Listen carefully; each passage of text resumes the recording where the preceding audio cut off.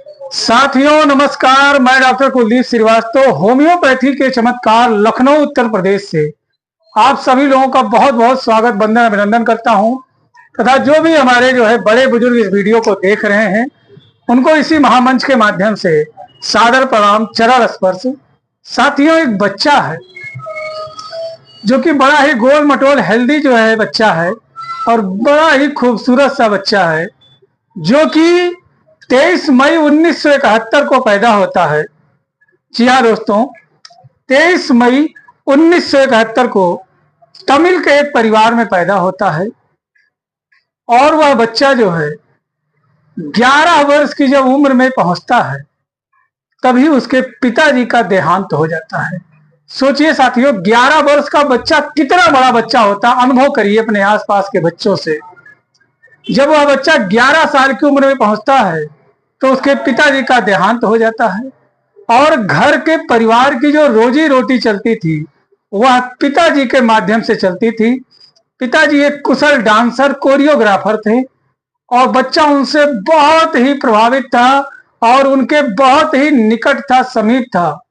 और कहा गया है कि जब तलक किसी का बाप जिंदा है तब तलक उसका रुआब जिंदा है। बच्चे के पिताजी के देहांत होने के तुरंत बाद घर में मानो गमों का बादल सा छा गया, गमों का बादल टूट पड़ा और घर की आर्थिक स्थिति एकदम से चरमरा गई, दयनीय हो गई। और ऐसे अवस्था में बच्चा चला आया कटक, उड़ीसा में और वहां से अपनी बड़ी बहन के पास आ जाता है। वहां पर बड़ी बहन के हेल्प से फिर से बच्चा पहले तो अपने पिता के सानिध्य में, पिता के मार्गदर्शन में डांस करता था, लेकिन जब पिता का सर से हाथ हट गया तो बच्चा स्वयं के लिए, चुनौतियों के लिए और खुद को प्रूव करने के लिए डांस करना शुरू किया। और वो भी ऐसा वैसा डांस का प्रैक्टिस नहीं किया, अथक प्रयास किया, बेस्ट किया अपना और इतना ज्यादा डांस में खुद को निपुण किया, माज करके इतना चमका दिया अपने आप को कि मात्र 12 वर्ष की उम्र में उस बच्चे ने अपने स्वयं की डांस कंपनी का निर्माण किया, अपना खुद का एक डांस कंपनी बनाया।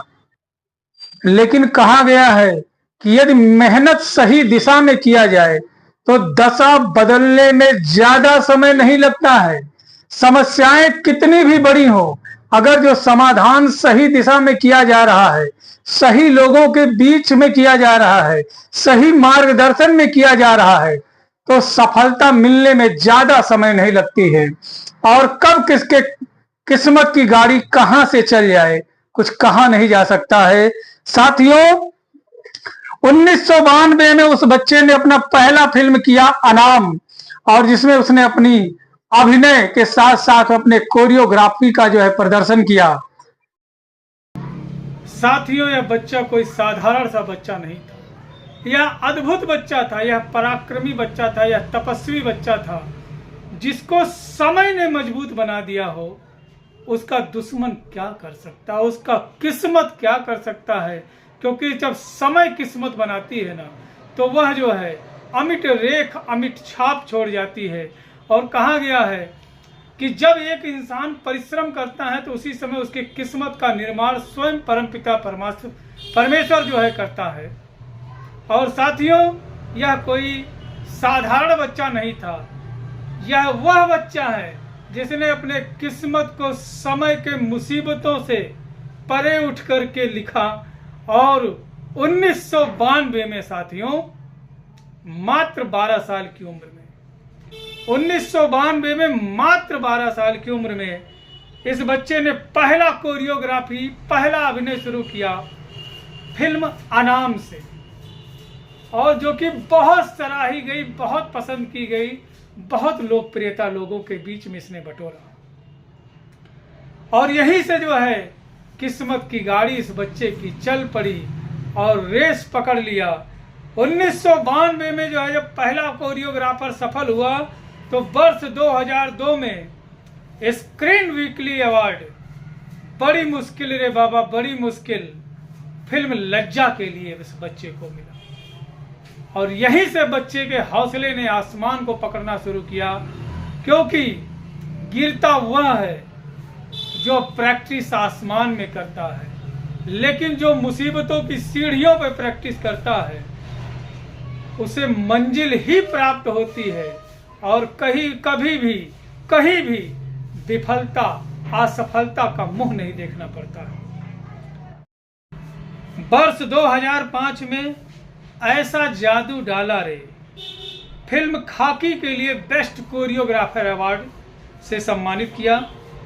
वर्ष 2007 में बीड़ी जलाइले जिगर से पिया फिल्म फेयर अवार्ड से सम्मानित किया गया।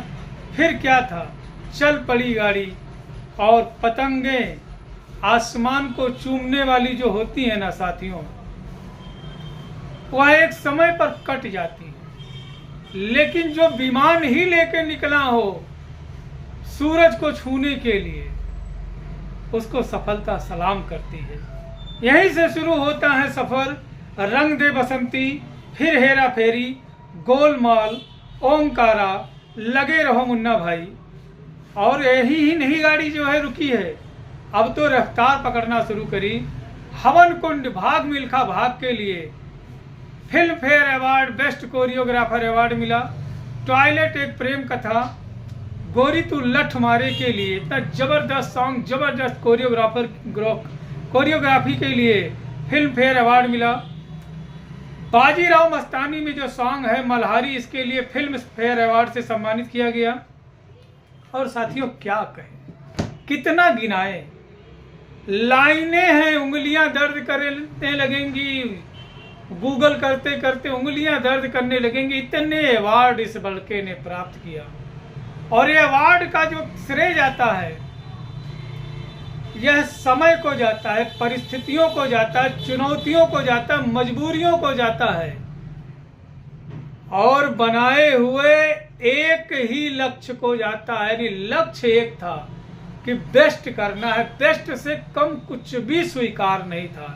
इसलिए जिंदगी ने इस बच्चे को इतना बेस्ट से नवाज दिया, इतने बेस्ट दे दिए कि जिधर देखता है उधर बेस्ट ही बेस्ट हो जाता है। जिस जगह पे हाथ रख देता है वह जगह जो है सोना हो जाती है। जिस व्यक्ति के ऊपर हाथ रख देता है वह व्यक्ति जो है बेस्ट डांसर के नाम से जानने वाला हो जाता है। लोग उसको बेस्ट डांसर के नाम से जानने लगते हैं।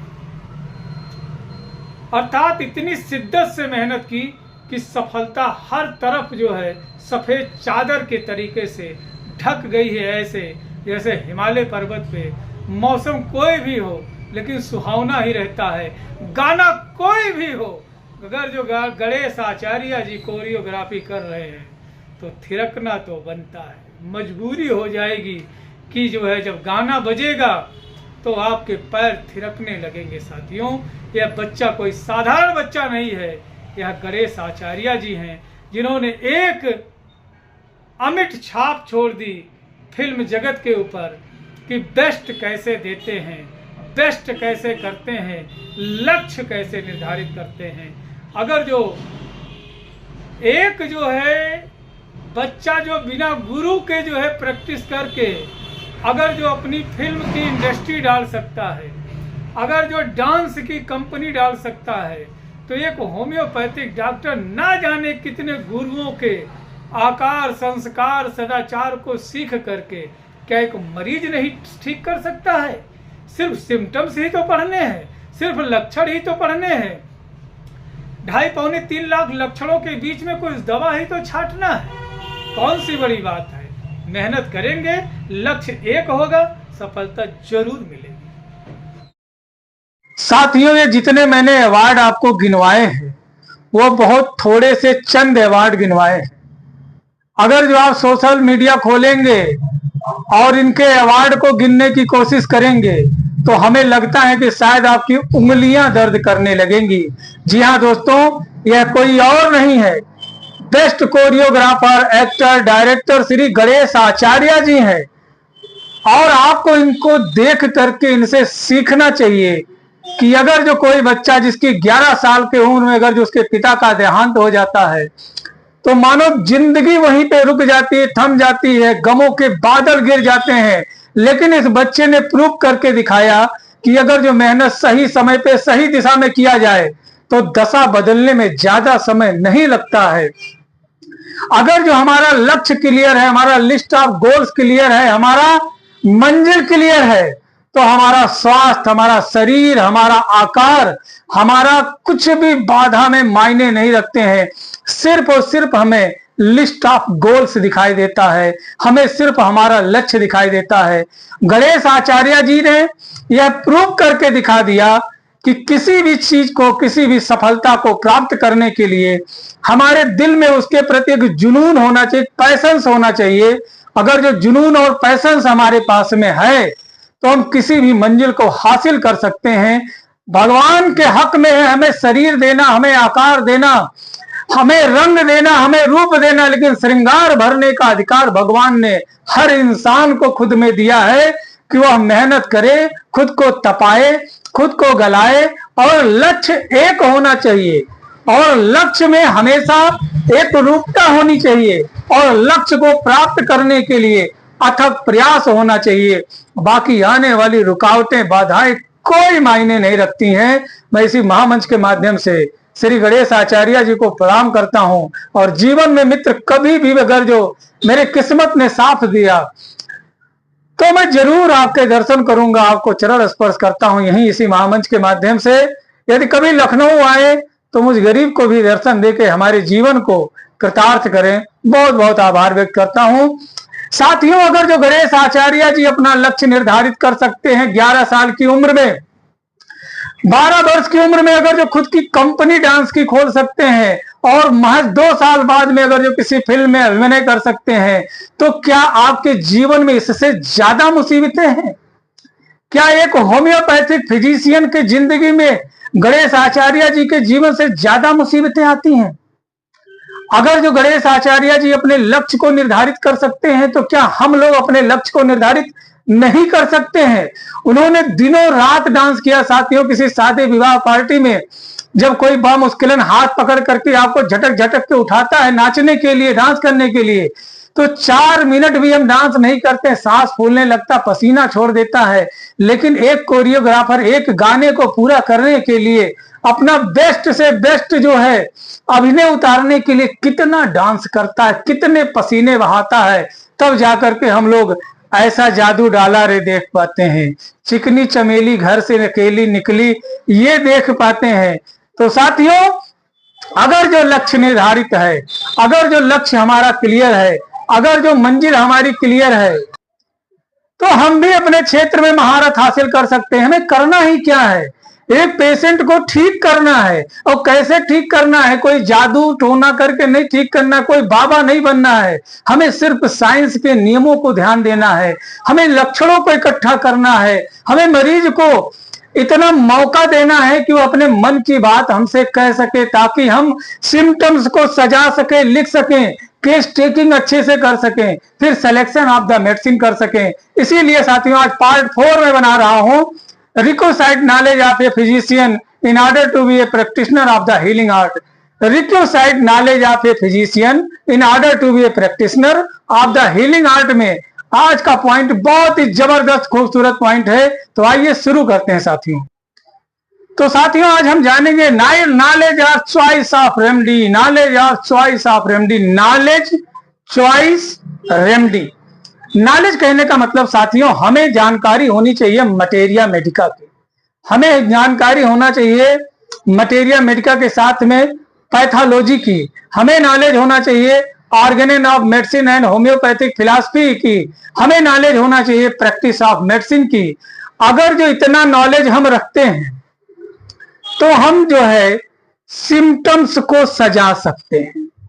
अब जब सिम्टम्स को सजा लिया तो बात आती है चॉइस की, यानी कि रेड लाइन गाइडलाइन का जो है सिम्टम्स को देख लिया हमने, कॉमन अनकॉमन पेक्यूलियर कैरेक्टरिस्टिक को देख लिया। अब ढेर सारे सिम्टम्स ढेर सारे मेडिसिन में एक जैसे ही लगेंगे, आपको सब दवा एक जैसी ही लगने लगेगी। लेकिन जब आपको uncommon characteristics peculiar red line guideline symptoms knowledge होगा तो आप वहीं पे इवेल्युएशन करना सीख जाएंगे, यानी टोटलिटी ऑफ द सिम्टम्स करना सीख जाएंगे।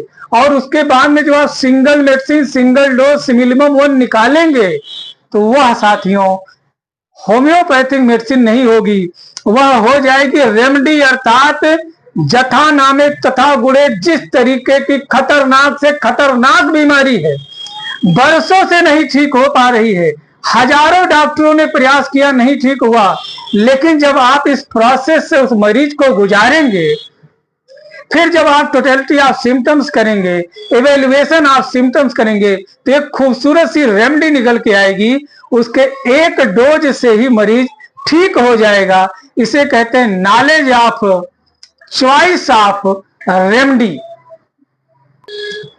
अगला पॉइंट है knowledge of preparation of exact mode of medicine. Knowledge of preparation of exact mode of medicine कहने का मतलब वह मेथड ऑफ पोटेंटाइजेशन, कि दवा को कैसे बनाएंगे और दवा के अंदर आप जो है पावर कैसे क्रिएट करेंगे, पोटेंसी कैसे क्रिएट करेंगे। तो इसके लिए हमें नॉलेज ऑफ फार्मेसी की जरूरत है, कि दवा तो हमारे इर्द गिर्द में हर तरफ वृक्ष, पेड़, गाछ लगा ही है, जड़ी बूटियों से भरा है, लेकिन उसके मेडिसिनल पावर को कैसे लंबे समय तक, बरसों तक जिंदा रखेंगे। एक होम्योपैथिक मेडिसिन के ऊपर अब तो लिख के आता है नो एक्सपायरी, और पहले लिख के आता था 5 years आफ्टर एक्सपायरी, यानी कि हमारी दवा जो 5 साल बाद जो है बनाने के बाद एक्सपायर हो रही है। इसका मतलब यह है कि हमने उसके पावर को प्रिजर्व कर रखा है, यानी दवा को हमने पोटेंटाइज कर रखा है। और पोटेंटाइजेशन तभी संभव हो सकता है जब हम exact mode of preparation of homeopathic medicine को जानेंगे, यानी proper knowledge of homeopathic pharmacy जब होगा, कि selection of the plant, collection of the plant, time and season of the plant, parts of the plant which medicine have to made. और जब हम उसको जो है कैसे उसको रखें, कैसे धुलें, कैसे काटें, कैसे पीसे, कैसे जूस निकालें, कैसे छाने, कैसे मदर टिंचर बनाएं, कैसे उसमें फिर हम पावर को जनरेट करें, पोटेंसी को जनरेट करें, इन सब का नॉलेज ही कहलाता है knowledge of exact mode of preparation of medicine कहलाता है साथियों। और अगला पॉइंट के बारे में हम बात करें, knowledge of proper dose required. Dose required, यानी you have to clear and sound knowledge of the posology. How much dose required to the patient. साथियों एक बार की बात है कि एक गांव में कथा हो रही थी, वहां पर एक महाराज जी कथा सुना रहे थे, और कथा में बहुत कम भक्त आ रहे थे। तो एक भक्त से उन्होंने कहा कि ऐसा क्यों नहीं करते हो कि अपनी पत्नी को क्यों नहीं साथ में लेकर के आते हो। भक्त के जवाब को सुनिए, आनंद लीजिए। भक्त ने कहा महाराज जी वो पागल है। महाराज जी को बड़ा अटपटा सा लगा कि भाई इन्हीं लोगों ने आयोजन किया है, और क्या आयोजक की पत्नी जो है, धर्म पत्नी जो है, वो पागल कैसे हो सकती है। महाराज इस बात को महाराज जी ने जो है बड़ी ही गंभीरता से ली, और अगले सुबह जो है जब वो प्रातःकालीन जो है भ्रमण पे निकले थे, तो घूमते घूमते उसी भक्त के घर के पास पहुंचे और एक दूसरे भक्त के घर को खटखटाया। भक्त बाहर निकला, प्रणाम किया। महाराज जी ने बड़े ही सरलता से पूछा कि हे भक्त, क्या तुम मुझे कुछ गोपनीय बातों की जानकारी दे सकते हो। भक्त ने कहा महाराज जी बताएं। बोले क्या जो है ये जो बगल वाले भक्त हैं जो घर है, क्या इनकी पत्नी पागल है। कहीं अरे महाराज जी क्या बात कर रहे हो, उनके पत्नी पागल है। अरे वो तो देवी है, और जो आदमी है उसके गोड़ का धोवन नहीं है। बेचारी इतना बढ़िया बोले थी कि क्या बतावें, एकदम बिल्कुल सही से कोई आ जाए घर पे, बड़े अच्छे से बोलत थी, बड़े अच्छे से खियावत थी, पियावत थी, बैठावत थी। ओकरे बाद में जोन है जोन कुछ ओकरे घर में है तो भोजन पानी का किराए देती, और बहुत ही प्रेमी है। और महाराज जी हमें वो ओके औरत जो है पागल नहीं लागे थी, ओके आदमी सबसे बड़ा पागल है, लतखोर है। महाराज जी मुस्कुराए, बोले ठीक है। महाराज जी जो है अगले दिन फिर भ्रमण पर गए, और उस दिन जो है उस घर के जो है को फिर से जो है खटखटाया और इस बार दूसरा पुरुष ना आकर के दूसरी महिला निकली। महाराज जी ने कहा कि हे देवी प्रणाम, मुझे क्या जो है एक बात का जो है हमें जो है ज्ञान देंगी। पत्नी ने कहा महाराज जी बताएं। बोली जो है ये बताइए कि आप जो है कथा के लिए आती हैं, आप अपने पति को क्यों नहीं लाती हैं? पत्नी के जवाब को सुनिए, आनंद लीजिए। महाराज जी वो पागल है, नकिष्ट है, निशाचर है, निष्ठुर है, बहुत बदमाश है। महाराज जी ने कहा कि हे देवी मुझे बताएं कि आपके घर के जो बगल वाले भाई साहब हैं इनका कैसा नेचर है? महाराज जी देवता है, ज्ञानी है, महापुरुष हैं, दिव्य पुरुष हैं, बहुत अच्छे से अपने घर के लड़कियन के रखत हैं, बढ़िया से पहिरावत है, ओढ़ावत है, खियावत है, पियावत है, मेहरारू को अपने बड़ी ध्यान देते हैं, हर जगह तीर्थ धर्म काज में साथे साथ चलते हैं। कोई आदमी ना, वो तो देवता है। अगर जो हम अपने आदमी की बात करी तो हमारा आदमी उनके आदमी गोड़े के धोबन नहीं। महाराज जी वहां से लौट आए। महाराज जी जो लौट करके आए तो महाराज जी ने जो सीखा वो जो है जानना बहुत जरूरी है। आप जो जान पाए, जितना आनंद लिए अलग की बात है, लेकिन महाराज जी क्या जान पाए कि मैं एक ऐसे जगह कथा सुना रहा हूं जहां पूरा का पूरा जो है महाराज जी ने जो है दूसरे दिन एक विकल्प निकाला। उन्होंने जब कथा शुरू किया तो कथा के शुरुआत में कहा कि भाई देखिए, हम जो है जहां जहां जाते हैं वहां वहां समाज कल्याण के बारे में सोचते हैं। हम कथा के पहले आधा घंटा जो है योगा कराते हैं और योगा में जो है कुछ बातों का ध्यान देते हैं, जिससे क्या होता है, यदि कोई जो है बालक, कोई बच्चा, कोई वृद्ध, कोई युवा, कोई जो है पुरुष, कोई महिला अगर जो मानसिक रूप से कमजोर है तो वह यह योगा करने के बाद में, वह यह तरीका अपनाने के बाद में यकीनन जो है उसकी जो बीमारी है उससे दूर हो जाती, घर परिवार में सुख शांति आती है, पागलपन दूर हो जाता है। अगले दिन हजारों के भीड़ में जो है कथा सुनने के लिए लोग आए। लोगों ने धीरे धीरे जो है उस चीज को प्रारंभ किया और महाराज जी ने उनको जो है एक चीज बताने का प्रयास किया जो कि बहुत ही अच्छी बात है, इसे सीखना चाहिए, जानना चाहिए। महाराज जी ने बताया कि बुरा किसी का नहीं होता है, जो जिसके पास है वही उसके साथ है, वही उसके काम में आता है। इसलिए अगर जो कहीं बुराई दिखे, कहीं कूड़ा करकट गंदगी दिखे तो यह हमारा नैतिक दायित्व है कि हम उसे फेंकें, साफ करें। और जिस तरीके से हम घर को सुरक्षित और साफ सुथरा बनाते हैं, अगर जो मन को सुरक्षित और साफ सुथरा बनाना है तो पति पत्नी आपस में बैठ करके बात करें। किसी की भी पत्नी पागल नहीं होती है, किसी का पति भी पागल नहीं होता है। समय, परिस्थिति, हालात, जरूरतें और जिम्मेदारियों के जो जेब में जो छेद होता है वह इंसान को ऊंचा और नीचा बना देता है। साथियों, अगर जो हमें मालूम पड़ जाए कि सीड्स ऑफ द डिजीज क्या है, ये जो बीमारी है यह किस हद तक जड़ बना चुकी है, बीमारी की ससेप्टिबिलिटी क्या है, natural intensity of the disease क्या है, natural intensity of the disease and previous treatment. Natural intensity of the disease हमें पता चल जाए कि भाई वास्तव में यह बीमारी किस हद तक पहुंच चुकी है।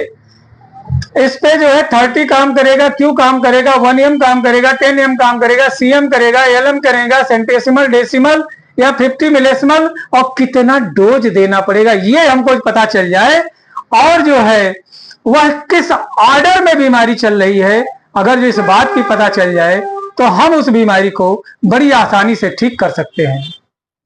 और अगर जो प्रीवियस हिस्ट्री ऑफ ट्रीटमेंट पता चल गया, इंटेंसिटी पता चल गया, ससेप्टिबिलिटी भी पता चल गया और उसका सीड्स ऑफ द डिजीज पता चल गया, तो इसको ठीक करने के लिए 3 चीजें आपको रिक्वायर्ड है। क्या चाहिए? Organise of medicine and homeopathic philosophy, materia medica and pathology. अगर जो इन 3 चीजों के बारे में आपने सही से जानकारी ले लिया और अच्छे से जो है केस टेकिंग को कर लिया, इंडिविजुअलाइजेशन कर लिया और हमको पता चल गया है कि ये जो डिजीज है यह एक्यूट है, क्रोनिक है, long acting, short acting, superficial, deep है या है कॉन्स्टिट्यूशनल है, मियाजमेटिक है। अगर ये हमको पता चल गया यानी कि खीर हमारी बन करके तैयार हो गई, बस परोसना है। अब परोसने का मतलब हो गया पोसोलॉजी, डोज किस पावर में देंगे। हर इंसान जो है हर बातें बता तो देता है, पढ़ा तो देता है, लेकिन कभी भी कोई जो है मटेरिया मेडिका पढ़ाने वाला या क्लिनिक में प्रैक्टिस करने वाला या जहां पर सीखना होता है ना साथियों, तो वहां पर दवा की शीशी को फिजिशियन ऐसे बांध के देता है ताकि ये पढ़ ना पाए कि ब्राइनिया 200 है। ब्राइनिया तो जान गया ठीक है, लेकिन 100, 200, 30, 1M, 10M, CM ये जानना बहुत जरूरी है। और इसी को कहते हैं knowledge of proper dose required. अगर जो आपको एग्जैक्ट मोड ऑफ ट्रीटमेंट करना है तो एग्जैक्ट डोज भी आपको पता होना चाहिए। अगर जो ऐसा करते हैं तो उम्मीद करते हैं कि आपके क्लिनिक से हर पेशेंट ठीक हो करके जाएगा और बीमारी हमेशा हमेशा के लिए खत्म हो जाएगी और कहीं भी आपको कोई समस्या नहीं आने वाली है। तो साथियों उम्मीद करते हैं कि वीडियो आपको अच्छा लगा होगा। यदि अच्छा लगा है तो प्लीज इसे ज्यादा से ज्यादा शेयर कर दें।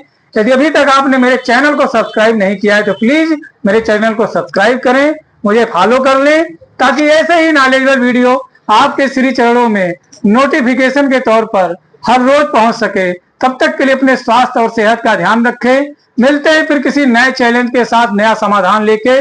जय हिंद, जय भारत, जय होम्योपैथी।